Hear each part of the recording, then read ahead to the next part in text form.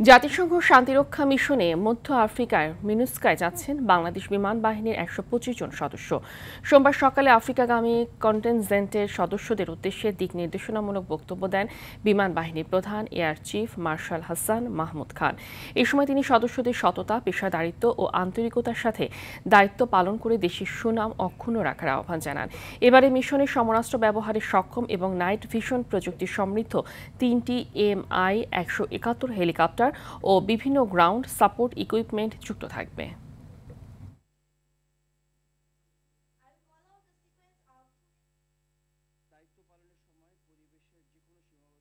সামরিক শৃঙ্খলা ও পারস্পরিক সহযোগিতা চর্চা অব্যাহত রাখতে হবে।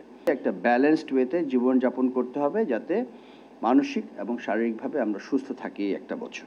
পেশাদারিত্ব, পারস্পরিক সহযোগিতা, নিষ্ঠা, শৃঙ্খলা ও সামরিক কমান্ড কন্ট্রোলের সর্বোচ্চ চর্চার মাধ্যমে আপনারা আপনাদের পূর্বসূরীদের সুনাম সমুন্নত রাখতে পারবেন এবং বিমান বাহিনীরও সম্মান বজায় রাখতে পারবেন।